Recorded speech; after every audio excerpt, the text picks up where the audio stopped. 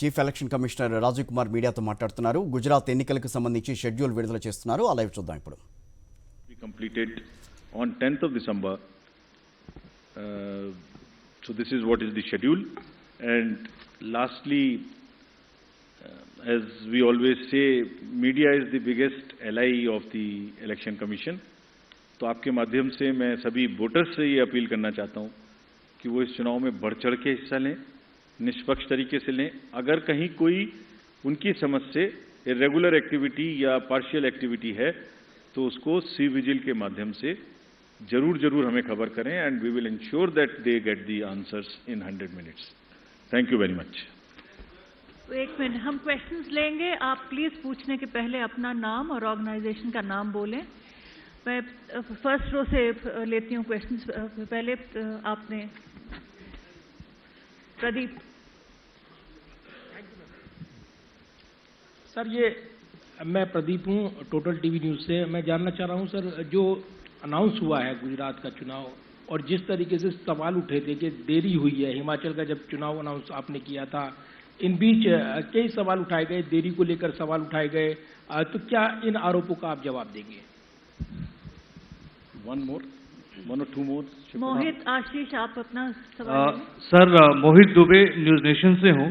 Sir, लगातार निष्पक्षता को लेकर आप लोग बात करते रहे कि हम फ्री एंड फेयर चुनाव हम लोग करवा रहे हैं. सवाल कांग्रेस ने उठाया है, आपके ऊपर निशाना साधा और कहा है कि आप स्वायत्त संस्था हैं, निष्पक्ष संस्था हैं, लेकिन इमोजी 3 बंदरों की लगा दी है. क्या आपकी प्रतिक्रिया होगी कांग्रेस के लिए? कोई और सवाल इसी से? सर, यही सवाल था मेरा कि सर इधर आशीष हूँ एबीपी न्यूज से. जो मोहित ने सवाल किया फ्रंट रो पे, सर आपके ऐलान के साथ ही प्रिंसिपल ऑपोजिशन ने ही जब ये सवाल खड़ा कर दिया है कि आप निष्पक्ष चुनाव इन अदर वर्ड्स नहीं करा रहे हैं, इस पर आपका रिस्पॉन्स जरूर जानना चाहेंगे.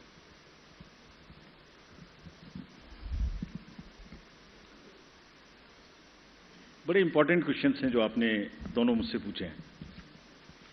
और अगर निष्पक्षता कमीशन की और इंडिपेंडेंस, इस पर मैं आपको संतोषपूर्वक जवाब नहीं दे पाया तो ये हमारे ऊपर ही एक डाउट हुआ. तो इससे पहले आपके प्रश्न पे आऊं मैं. जहां तक डिले का प्रश्न पूछा अभी एक साथी ने, आपको एक्चुअली दी अनाउंसमेंट में बहुत सारी चीजों को बैलेंस करना है, जिसमें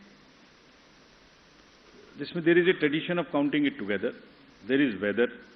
There is a difference between the date of last term of the assembly, the number of days on which MCC would be introduced. So there are a large number of factors. So there are certain factors which let me tell you in case, this particular case. Announcement जो आज हम कर रहे हैं वो अभी भी last date of जो टर्म है असेंबली का वो 18th February 2023 में है. उससे 110 दिन पहले है.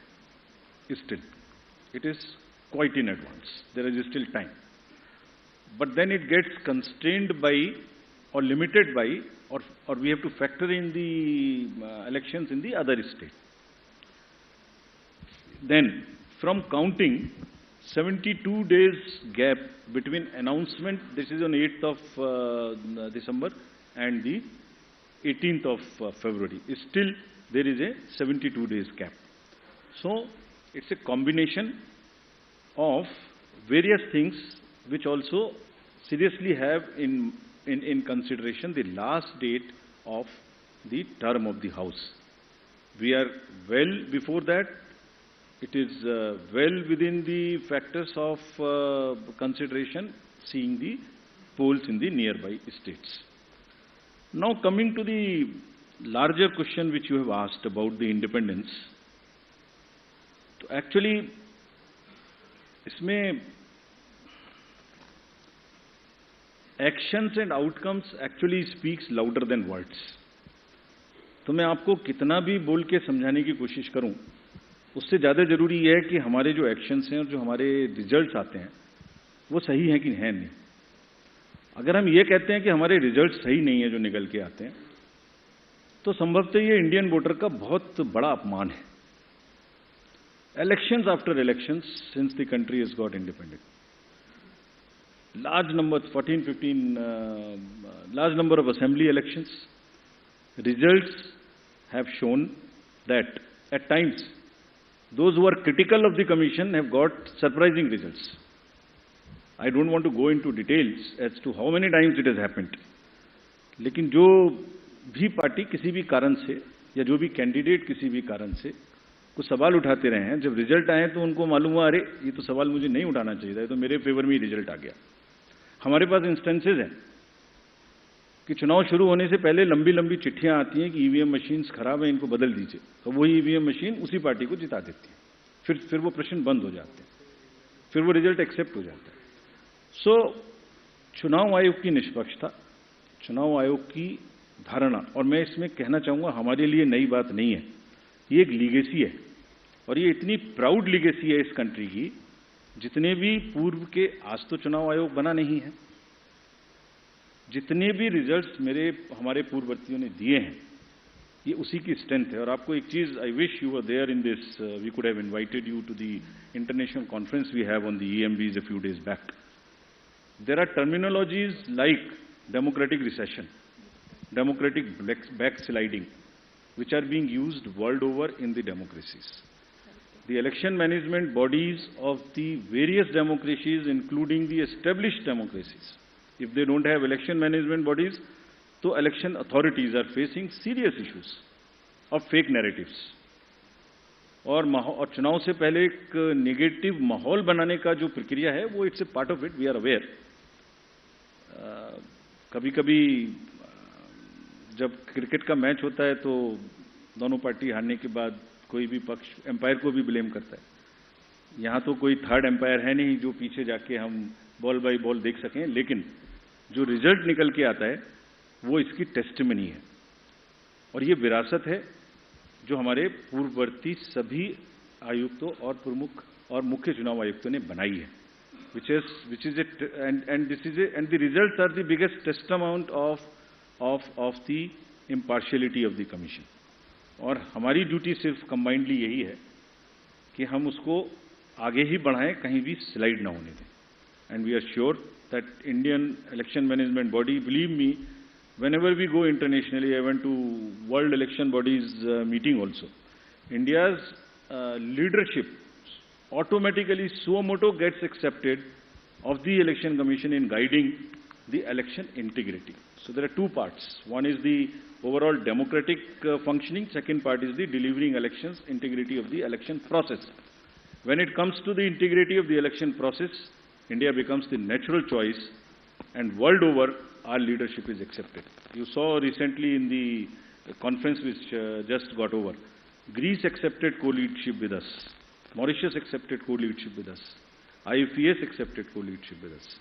The dignitaries from world over came, and we are going to do 2 more conferences like this.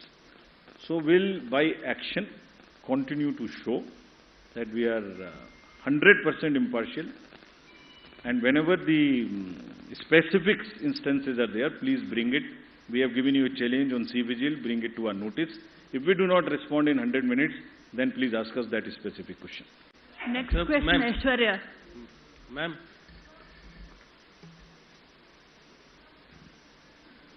Mic आपके पास है Aishwarya. Switch on the mic, please.